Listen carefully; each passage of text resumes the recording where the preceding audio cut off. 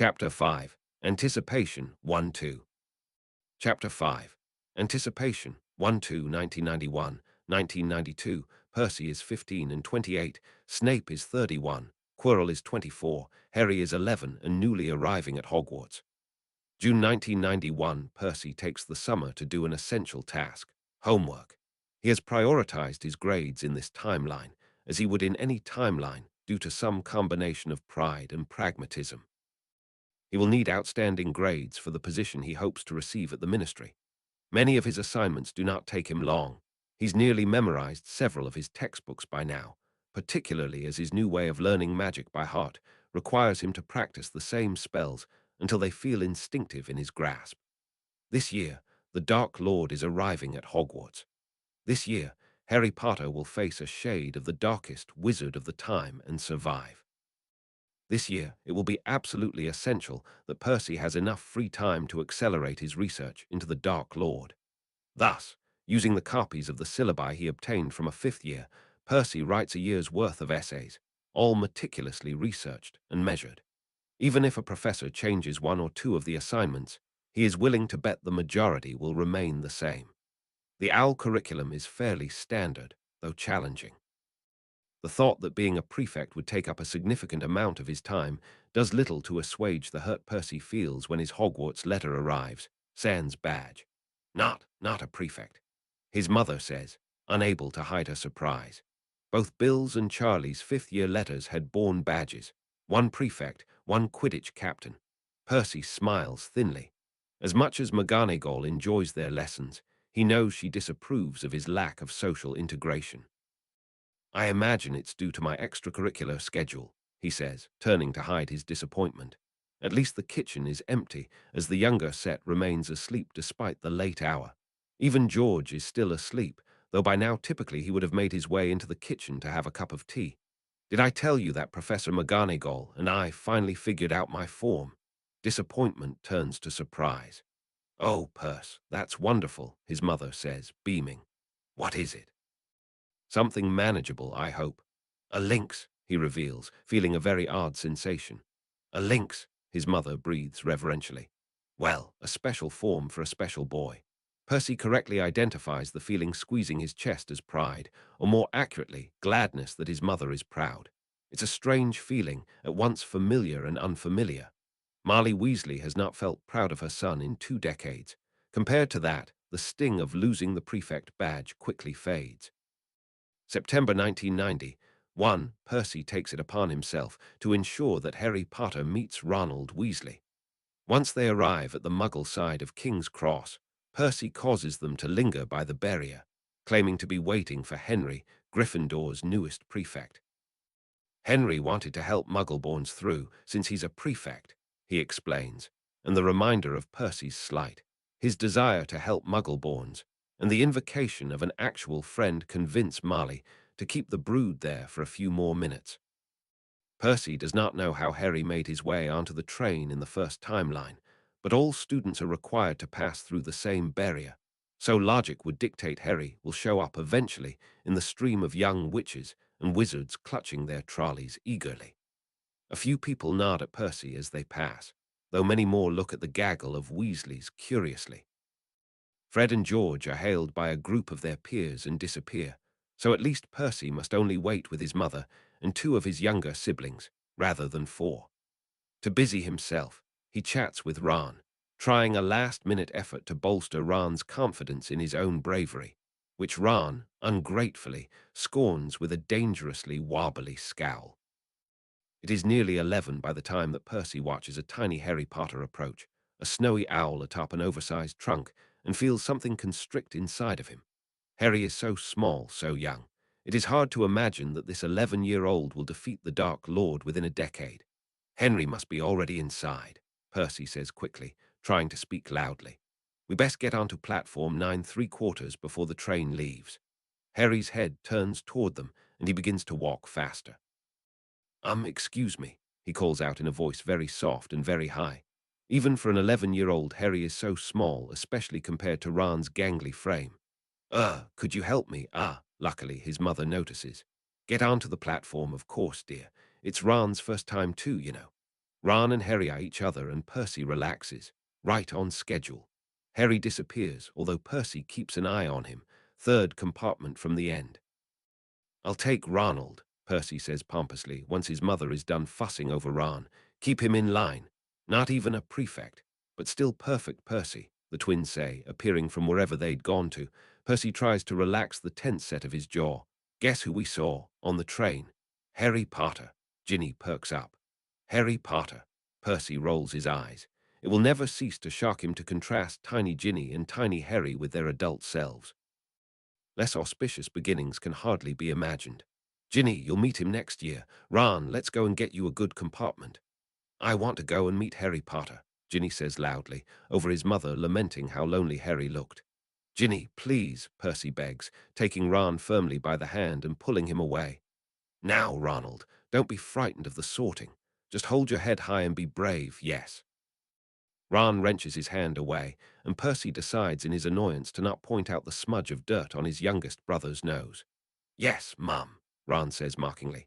You didn't do this to Fred and George. I did too, and Bill and Charlie did it to me first, Percy says, navigating Ron toward the compartment that he hopes Harry is in. Now go make friends. I'll be near the front of the train if you need anything. He leaves Ron nervously peering into the nearest compartment. Excuse me, do you mind? Everywhere else is full. Asterisk Ron sorts Gryffindor. Hermione sorts Gryffindor. Harry sorts Gryffindor. Percy barely eats any of the feast. He is full of relief. The first day of term starts, and with it, so does defense against the dark arts with a Dark Lord. Percy arrives early and sets his things down a few rows back, where he'd have an adequate vantage point but could avoid making eye contact with the professor.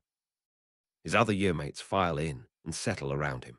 Henry snags the seat next to Percy and Alexander next to Henry, their dispute apparently resolved.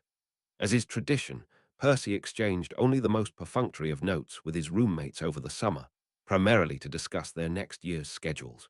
He therefore only catches glimpses of the teenaged lives that fueled their exchanges of owls over the summer. Since even those glimpses are exhausting, he doesn't much mind his exclusion. Quirrell's lesson proceeds much as Percy remembers from the first time around. Quirrell stutters his way through an introductory lesson to the owl-level defense material, which should cover hexes, shields, and curses, but instead covers Quirrell's various trips around the world. Looking at the mutinous faces of the other fifth years, Slytherins and Gryffindors alike, Percy imagines this year will go much the same as it did last time, when the fifth years spent hours in the library trying to compensate. It's strange. Percy figures that in a way, Quirrell is younger than him at 24, if he's done the math correctly. 24, and harboring the Dark Lord. Percy wonders, not for the first time, why Dumbledore tends to find young prospects right out of Hogwarts to ensnare in the grasp of the teaching profession. How long had Quirrell been the Muggle Studies professor prior to this? 2, 3 years. He couldn't have been more than 20 by the time he was hired. Perhaps Dumbledore cannot find adults to take on these roles. Perhaps he finds it easier to take almost students and carefully, quietly influence them. Many Hogwarts professors stay at Hogwarts their entire adult lives. After repeating his Hogwarts tenure twice, Percy does not have a difficult time imagining what that would be like. But someone like McGonagall must have spent 2 or 3 times as long as him in her role. But someone like Quirrell, shy, pale, and entirely forgettable, why had Dumbledore chosen him to be their Muggle Studies professor, and how had he wound up with a Dark Lord under his turban? McGonagall eyes Percy over her glasses. Percy eyes her right back. After a long pause, McGonagall huffs out a laugh. I will not ask, Mr. Weasley, how it is that you manage to make progress over a summer where you are forbidden to practice magic. Between them, Percy flexes a paw in triumph. Forbidden to practice magic with a wand, Professor, he says innocently. Of course, Percy's wandless magic has improved to the point where he rarely needs his wand for most common spells, but that is a perk of being a time traveler that he keeps firmly to himself. Clearly, we need to update those slips, McGonagall muses. She shakes her head decisively and leans over her desk to look at his paw more closely. Have begun meeting in her office instead of her classroom, which brings with it the surprising benefit of ginger cookies and tea. In contrast to Snape, McGonagall looks smaller in her office, more human and considerably more friendly. Well, what's done is done. Tell me, how did you make progress? What changed? It was like we talked about last term, Percy begins thoughtfully.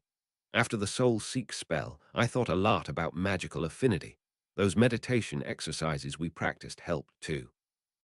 He hesitates. It's a bit foolish, but it was as if I could feel how the lynx's magic would feel overlaid on mine.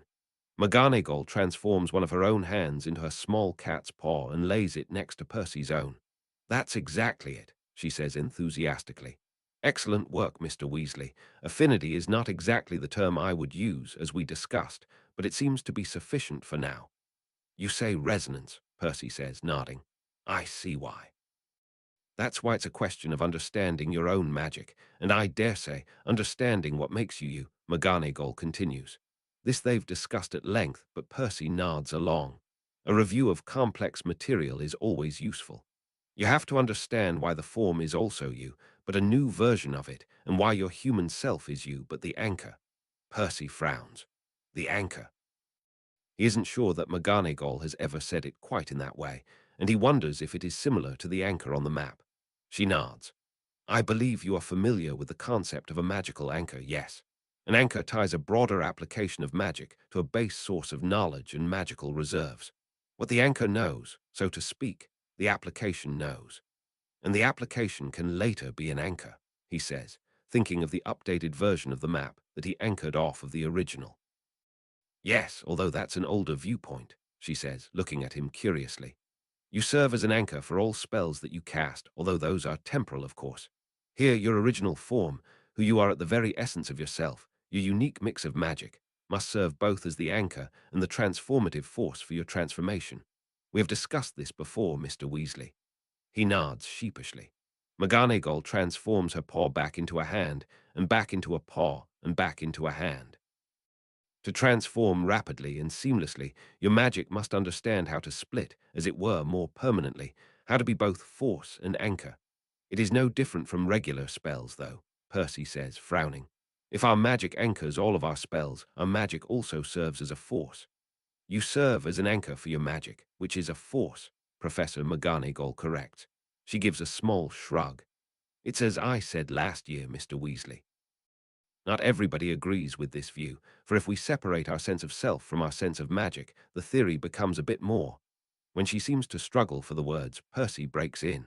Unbelievable. Less concrete, she emphasizes. Researchers do not like to speak of souls, particularly of souls separate from magic. But souls are separate from magic, Percy says, thinking again of the map, thinking of Myrtle, thinking of the Dark Lord. McGonagall takes a sip of her tea. I would agree, but not all would. Nevertheless, being comfortable with the theory that one has some essence separate from one's magic does tend to help in these transformations, I've found. You anchor your magic, and your magic works as a force to perform spells. Here, in an animagus transformation, the line is more blurred. Your soul and your magic have to work together, Percy says thoughtfully. He turns his paw over again before concentrating and feeling it shift back into his hand. His hand is the only part of his body he has succeeded in transforming thus far. Something he had been stuck on was the idea that the transformation had to be instantaneous. He couldn't concentrate on each part of his body and turn it one by one. It has to be instinctive. Yes, McGonagall says. Keep working on your hands. Try to do it with your eyes closed. Feel the magic collecting in your hand. Feel yourself exerting a force. It matters less how your body is changing, and more that you understand that you are powering this transformation with your will. We will work on feeling those dual sensations throughout the body. He nods, feeling excitement, rather than magic, thrum through his body. His studies at Hogwarts this time have introduced him to so many ideas and theories he'd never even considered the first time. Everything seems to hinge on some combination of souls and magic, of resonance and affinity, of forces and anchors. Had it always been like this? Had Riddle learned this too? Myrtle does not know what the Room of Hidden Things is, but she promises to look for it. Her painting is still proudly hung outside her bathroom, and Percy even catches a young Hermione Granger surveying it one day. I painted that, you know, he says, causing her to jump with a squeak. He pretends not to notice her red-rimmed eyes, and she is completely unable to hide her look of relief that he does not mention her tears. You did? Why? Do all paintings animate in the wizarding world? Her questions are rapid fire, and he has to hide his amusement. On this younger Hermione, her curiosity is more endearing than it is on her adult self, where it is at times abrasive. Regardless, Percy had always liked Hermione the most out of that group of Ron's friends. "Myrtle and I are great friends, actually," he says. "She's a good person to talk to if you're feeling lonely at Hogwarts." Hermione purses her lip. "Who said I was feeling lonely at Hogwarts? I still feel lonely at Hogwarts sometimes," he says, and it is surprisingly easy to admit this to child Hermione. "I sometimes wonder if it would have been easier for me to be in Ravenclaw. At least they'd care about their lessons," Hermione says with a sniff. "The thing about the wizarding world that nobody tells you," he says, "is that most of the children grow up primarily socializing with their family and family friends. I believe in the Muggle world there is a concept of early schooling, yes. Children here come to Hogwarts, and some of them may have only ever played with their own siblings. Think of my own brother. For the last few years, he's been alone at home with my mum and Ginny. Plenty of purebloods are only children, so they may socialize only with a nanny or governess. Primary school is one thing Percy hopes the wizarding world learns to adopt. Is that why some of them are so mean?" Percy tries to look friendly, which is an expression that feels out of practice on his face. He wonders absently if he has been walking around with a scowl all this time. "I believe that is one contributing factor, yes," he confirms. "The other is that to them, magic is nothing new. They don't understand what you feel, how exciting it all is, how much of a gift it feels, how infinite magic can be. You feel that, but you're not Muggle-born." He ignores her obstinate tone. "It's not about being Muggle-born. Plenty of Muggle-borns become accustomed to magic quickly, too. I would advise you not to worry if your classmates don't seem as amazed by levitating a feather as you. Most people find something that gives them that sense of wonder, but it might take longer or come from an unexpected source. My roommate Oliver feels about Quidditch like I do about Transfiguration." Hermione snorts and Percy has to agree. "Give them time, and yourself too," he finishes. "The wizarding world is infinite. You need not discover all its secrets in a day, and your classmates might have sources of wonder that you'd like to learn about, too. And in the meantime, talk to Myrtle, but tell her that Percy said she isn't allowed to cry on you." He leaves her there with a small smile and feels unaccountably warm. October 1991, he isn't sure how the memory of his 11-year-old brother fighting a mountain troll slipped his memory, but by Merlin, it did.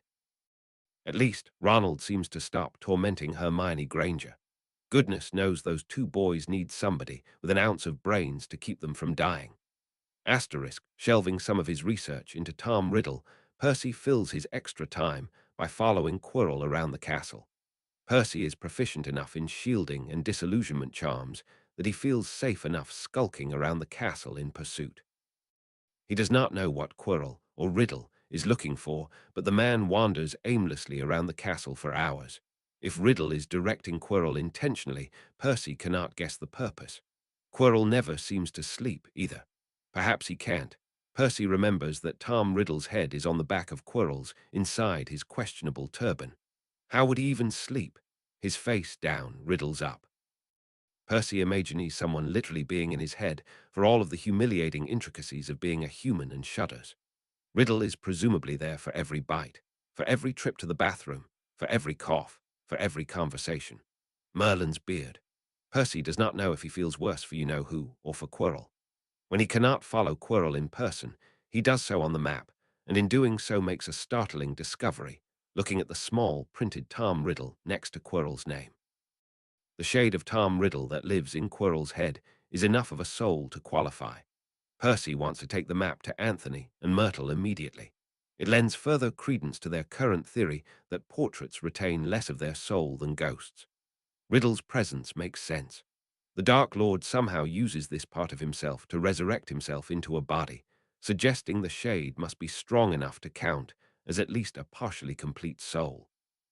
Percy would be willing to bet money that the diary next year would appear on the map too. Myrtle is on the map, as is the fat friar and nearly headless Nick, and even Peeves. Does that mean that ghosts retain as much of their souls as Horcruxes? The idea excites Percy, and he spends several minutes looking in breathless excitement around him, his hangings pulled tight around his bed.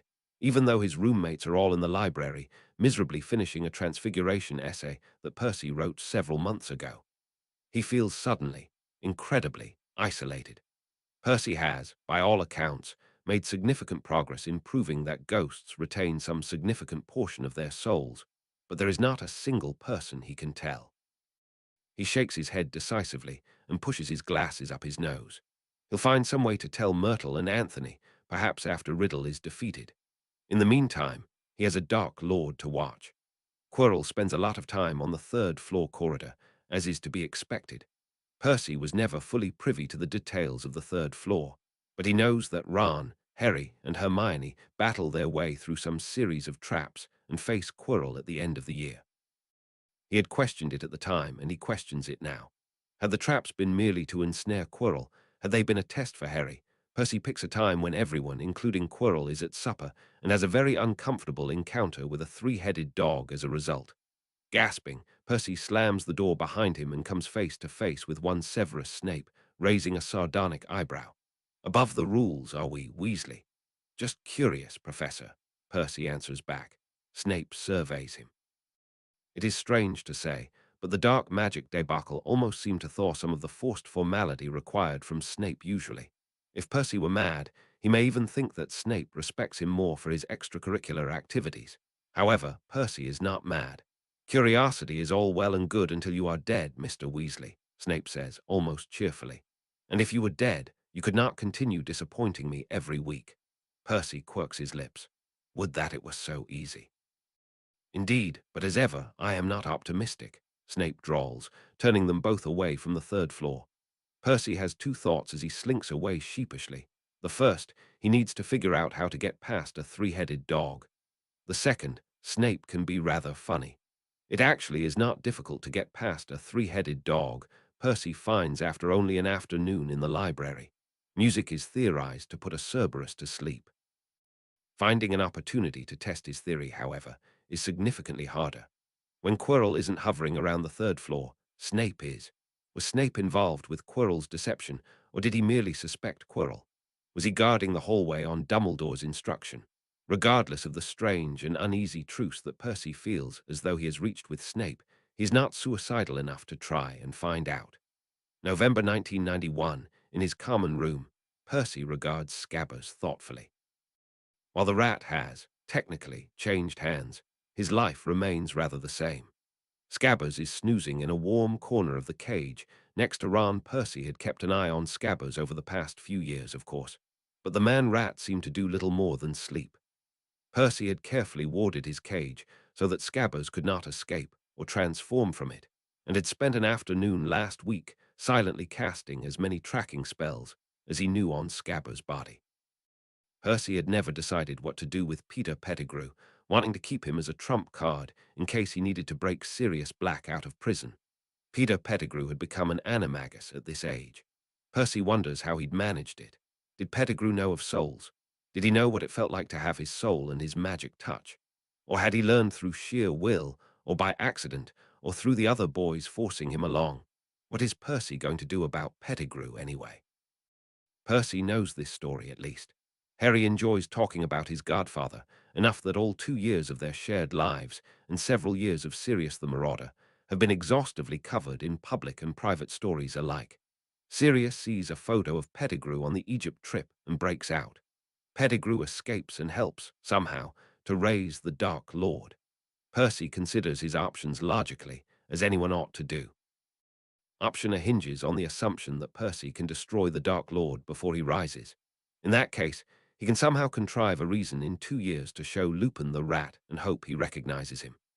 Downsides to this plan include not being sure if Percy can even destroy the Dark Lord until he rises, Percy's embarrassing lack of progress ray, Horcrux destruction, and Percy having to hide his activities from Scabbers despite them sharing a castle for 2 more years.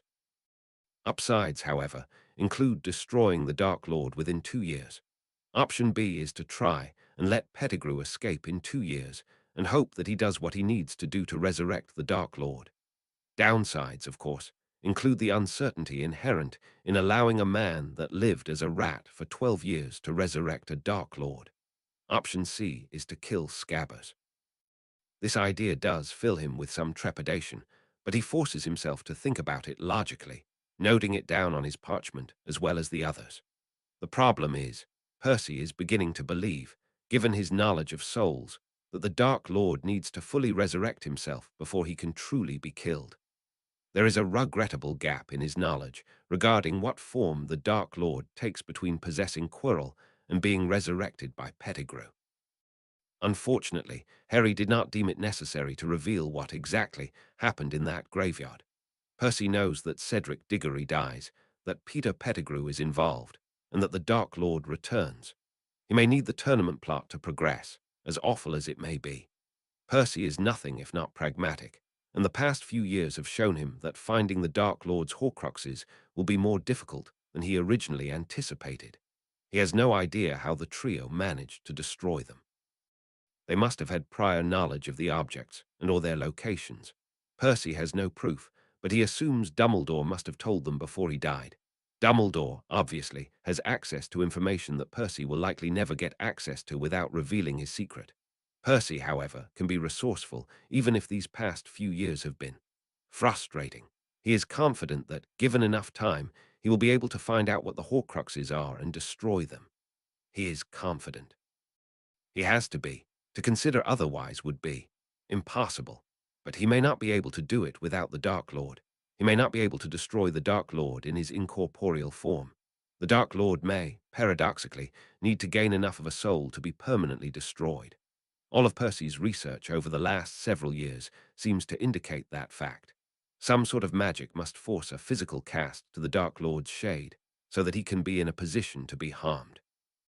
Thus, as Percy stares at Scabbers, he comes to a conclusion that he has been avoiding for several months. He has to set into motion the events that will eventually result in the Dark Lord's return. Asterisk, take better care of him, Ron repeats, outraged. Tiny Harry and tinier Hermione look up at that, and Percy clears his throat, feeling his ears burn. Not that you're not, he tries to recover. He feels Fred and George's attention from further down the table and tries to move the conversation along before the twins can get involved, thrusting forward Scabbers. I found him out of his cage. He'll get lost and he might die. Ron gathers up Scabbers. I can't keep him in there forever. All pets need regular exercise. Hermione pops in. Percy gives her a look. As much as he tries to encourage intelligence in his peers, a thankless task, honestly. He does not care for Hermione's unnecessary additions to every conversation, something he knows from experience never fades. Well, he's not dead yet, Percy says, holding out the cage. Keep him that way. Take him out under controlled circumstances, not whenever you want. So take care of him yourself. It's our year, Ronald, Percy explains yet again, feeling a mild headache approaching. He shoots Hermione another look, but this time one marginally more pleading. Luckily, Hermione needs only the slightest encouragement. Our year is so busy, Ron, she immediately confirms, reaching out for Scabbers herself. Percy can hardly take care of a pet, too. Ron groans, sensing a loss. Fine, he says, but I don't have time to watch him all the time either. Just ask the house elves, Percy says. Don't lose him, Ron. Or at least until your third year, he adds silently. Then, if all goes well, Scabbers will lose himself. December 1991, for Christmas break, the Weasleys stay at Hogwarts. Charlie's latest letter. Mum's gone mad and insisted she come stay at the reservation, Percy. Bill thinks it's awfully funny, but I know she's going to try and drag me back to England. Considering that this time last year he'd been alone at Hogwarts, but he now finds himself with 3 of his siblings, he expects to find the holidays sentimental. It is instead rather the opposite. His family is fairly busy. Ron and Harry are spending a suspicious amount of time in the library, whispering frantically, and Fred and George are always together causing some sort of havoc. McGonagall, Flitwick, and Sprout all cancel his lessons for the break. Snape, when asked, merely looks at him until Percy feels the need to flee.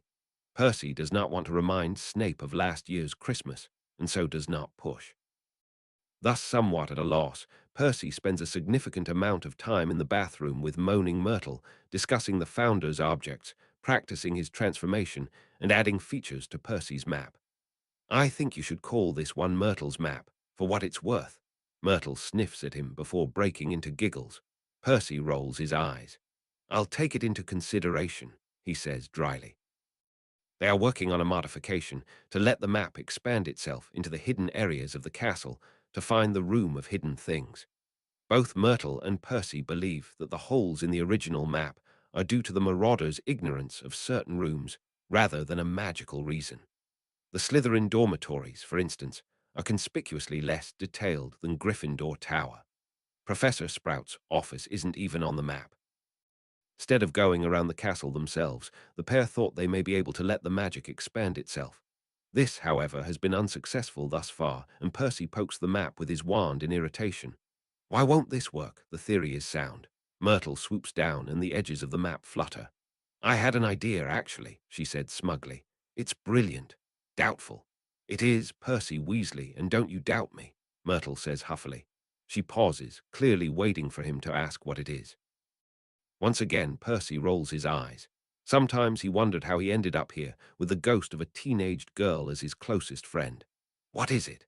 Let me update it, Myrtle reveals, flicking ghostly strands of hair out of her face. And how will you do that? Percy begins packing up the map, mentally moving on to the next problem for now. Myrtle floats in front of him, wiggles her fingers at him, and then snatches the map right out of his hands. Drops it, feeling the icy touch of her hands on his own. How did you do that? Myrtle's smile is even more smug as she crosses her legs in the air and flips through the map. I've been practicing, she reveals. You know how I can touch the things in my bathroom. Percy has received several very wet demonstrations of this, so he only nods. Well, I went and talked to Peeves, and it turns out that we can really touch anything as long as we concentrate. It doesn't have to be the things we resonate with. After several more months of practicing his transformation, Percy is far more familiar with the ideas of resonance and affinity than he once was, so he once again nods in agreement. So you practiced. Myrtle nods excitedly. It's a bit like how I remember casting a spell feels like, she says dreamily. Exerting your influence over something in the physical world. No wonder Peeves loves it so much. If you become a poltergeist, I will leave you and I will not harbor any guilt over never speaking to you again, Percy informs Myrtle, quite seriously. She laughs and in her lapse of concentration, drops the map on the floor. Oh, bugger. But Percy, we know that once the map physically is present in a location, the anchor works to fill in the details of what people are doing in that location. So in theory, all I have to do is take the map to every room in the castle. Percy stoops to pick it up. I suppose if you promise not to lose the map, this could work, he says thoughtfully. At least over Christmas, I don't need it.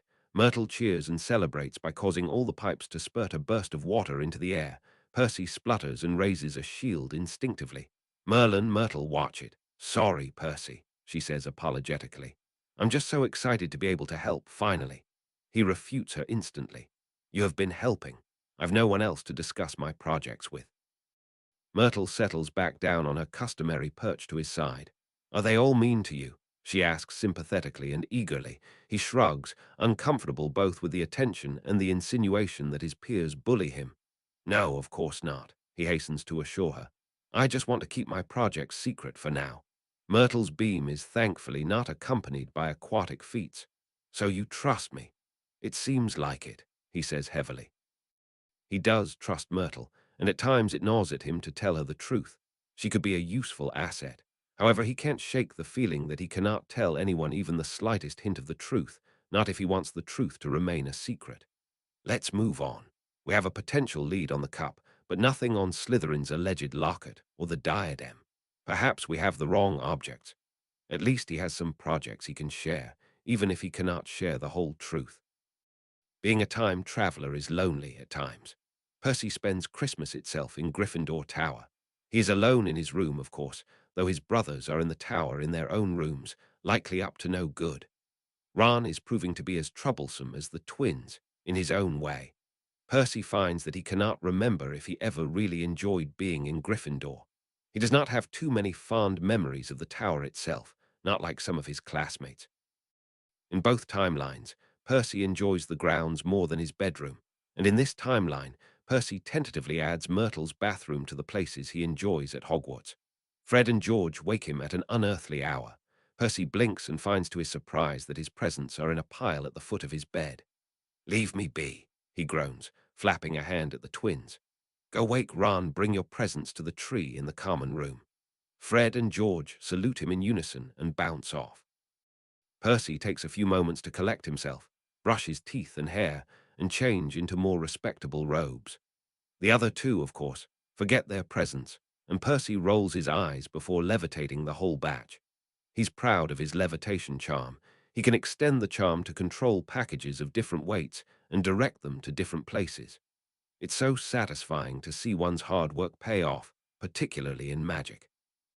He brings the presents downstairs and finds his brothers gaping at Harry's floating head. Percy had already considered and dismissed the idea of stealing Harry's invisibility cloak. There were too many unknown variables. Whoever gave Harry the cloak, logic suggests Dumbledore, likely would be able to track the cloak, and Percy would not be able to explain why he had it. Not to mention that, from the sounds of it, the cloak saved Harry from certain death at least once a term, or at the least from detention. Percy would not be able to forgive himself if he stole the cloak for himself, and then Harry found himself offed by Quirrell in the middle of the night. However, the Ravenclaw in Percy itches to study the cloak. "May I borrow that sometime, Harry?" he asks when the general hysteria and emotional revelations, "It was my father's," seems to fade. Not to use, of course, and you're welcome to be there when I do. I'd just like to study it a bit. Harry eyes him uncertainly. They were never close, even in the previous timeline, but this Harry has encountered Percy only once or twice before. Okay," he says cautiously. Ron grins at Percy, looking uncharacteristically cheerful. "Percy'll be safe with it," he assures Harry. "He's just a gigantic swat." Percy lets this one slide. It's the image he's been trying to convey, after all. Also, he is a swat. He is adult enough by now to admit it. After they open their presents and put on their Weasley sweaters, they relax onto the couches, sipping hot chocolate thoughtfully provided by the elves. Ron very emphatically does not attach the spew button that Hermione sent for him to the front of his sweater, although Harry does. Elvish welfare. Ron grumbles when he catches sight of Harry's button again. Percy watches Harry agonize over the decision to remove the badge or further irritate Ron and decides to intercede. "She's got a point, you know," he says, catching Ron's attention, "and it's a very impressive campaign idea for a first year." He vaguely remembers spew from the first time around, though he is almost positive that Hermione had waited several years before starting her efforts. "She said she was going to ask her mum how to knit," Ron reveals, widening his eyes. "She's absolutely mental, and it's your fault." Percy splutters. "Pray tell." "You told her that I could ask the house elves to watch Scabbers," Ron complains. "Next thing we know, it's slave labor this, slave labor that." George speaks up from where he'd been listening quietly. "She should at least talk to the elves," he points out. He's very fond of the elves, Percy recalls. "We talk to them all the time. They love working." "Because Dumbledore is a kind master," Percy points out.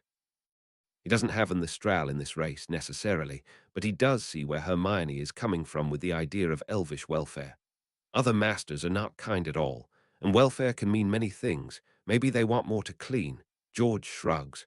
"I suppose," he says unwillingly. "She should talk to them, though." "Tell her," Harry pipes in quietly. He flushes a little when all the Weasleys look at him. "I mean, if you want her to do it, she would, too." Ron starts to grin. "She'll go take a survey, I bet," he says, clearly imagining it. He mimics her and not kindly. "Excuse me, do you have enough to clean? Is the laundry dirty enough for your tastes?" The rest of the Weasleys laugh, but Percy narrows his eyes at Ron.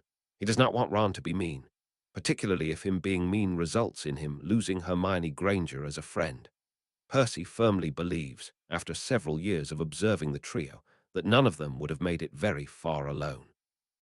It does not mean that in an emotional sense. He instead has a strong suspicion that only by working together can each member overcome their natural proclivity to be idiotic. Even Hermione, the most intellectually intelligent of the trio, has moments where Percy truly must question her judgment. Later, after Fred and George excuse themselves to go find Lee Jordan, Percy speaks to Ron and Harry before they can escape. "Ronald, I've noticed you spending more time in the library," he begins. "While the idea of you taking your studies seriously brings me quite a lot of joy, I doubt you two are studying for classes over break." Ron looks at him suspiciously. "It's none of your business." Percy raises an eyebrow. I am not trying to stop you, he says placatingly. I am offering my services. I, as you may know, am an excellent researcher. This is the understatement of the century, but he is talking to 11-year-olds. He keeps his pitch simple. Ron, Harry says cautiously when Ron appears to be thinking about it. It would have to stay a secret, Ron says finally, and you can't ask us why we are looking it up. Percy nods. I will, he says earnestly. He will most likely not need to ask why they are researching something. He is confident he can work it out himself. Ron and Harry both eye him suspiciously. Ron says, Why do you want to help? It's Christmas, and there's not much to do, Percy says somewhat untruthfully. There are a number of things to do, and far too little time to do it, but Percy does want to figure out what mystery these three spend their first year solving. Percy is willing to bet whatever scheme they create is what results in Quirrell's death. You know how I get when I'm bored. Ron does, in fact, know how Percy gets. Just like before, he vouches for Percy. Something that Percy will only admit in the spirit of the Christmas holidays warms his heart. Nicholas Flamel, Harry says when Ron gives him the go-ahead. Who is he? Percy blinks. Nicholas Flamel. That was not what he was expecting them to say. How does Nicholas Flamel relate to Voldemort? Well, actually, there is one very obvious way that Nicholas Flamel relates to Voldemort. The Philosopher's Stone, Percy says, answering both his and Harry's questions at the same time. It's a fabled stone of immortality, said to be able to turn metals into gold and help create the elixir of life. If you look up historical magical artifacts by P.E. Plumpkin, it'll be in there, and if not, I can look for the right book for you. And Ron, you ought to research house elves before you argue with Hermione about her cause. If she cares about something so strongly, it'll just hurt her feelings to have you ridicule her efforts. They dash off after mumbling awkward thanks, excited to go to the library for what Percy would bet is the first and last time in their Hogwarts careers. Percy cannot say whether his admonition to Ron would have any effect, but at least he tried, which is more than he would have done in the first timeline. Percy remains alone in the Gryffindor common room, thinking about this new challenge. It has just become abundantly clear what is behind the third-floor corridor and why Quirrell is in the school. The question is, why? Percy thinks about it for several hours as he freezes half to death walking around the lake. Percy is trying to exercise more, now that he has hit puberty again, and comes to the conclusion that Dumbledore is luring Riddle to the school. This implies several things to Percy. The most jarring is that Dumbledore knows that the Dark Lord was not entirely defeated. Percy thinks the probability that Dumbledore knows of the Horcruxes is low, but non-zero. If he doesn't know, he presumably finds out within the next few years, likely after Ginny is possessed by the diary. If he does know, he must have concluded that he needs Riddle himself for many of the same reasons that Percy wants to wait for the Dark Lord's resurrection, namely that Voldemort may have to be more whole before one could kill him. Or more likely, Dumbledore either does not know what the Horcruxes are yet, or does not know how to destroy them. If he could trap the shade of Voldemort, he may be able to figure out both of those things. Percy, for a very wild second, considers whether he could trap the shade of Voldemort. Then he pictures Severus Snape giving him a very hard slap. He is not a child anymore. He does not rush into plans. He does not make plans that are not executable. Percy is pragmatic and realistic, and that is why he will actually kill the Dark Lord instead of just fantasizing about it. Harry should defeat Quirrell as scheduled, as planned. There's the other dimension of this to consider. Why wait? Perhaps Dumbledore just found out about the Horcruxes, but what would have triggered that? How long has the Dark Lord possessed Quirrell? How would Dumbledore even have figured it out? Again, Percy must be logical. The simplest explanation is often the most correct. It does not make sense that the shade of Voldemort possessed Quirrell for much longer than the past year or two. For starters, possession of that sort is usually fatal for one or both parties. To continue, Percy feels as though by now he has a relatively good understanding of Tom Riddle. He cannot picture a scenario where Tom Riddle has a consciousness and the ability to possess people for longer than a year and then decides to do nothing until Harry Potter is 11. Why not possess the Minister of Magic? Why not infiltrate Hogwarts sooner? Why not kill Albus Dumbledore? No, what is more likely is that the Dark Lord has not always had the strength to possess someone. He can't have been living in Quirrell's head for too long. What is more likely is this. Something spurred Tom into action. Something made it worth the risk. Something like the Philosopher's Stone, conveniently hidden in Hogwarts just in time for the Chosen One to arrive. A double bait or trap for Tom, or a test for Harry. Either way, Percy feels as though this was planned far in advance by one Albus Dumbledore.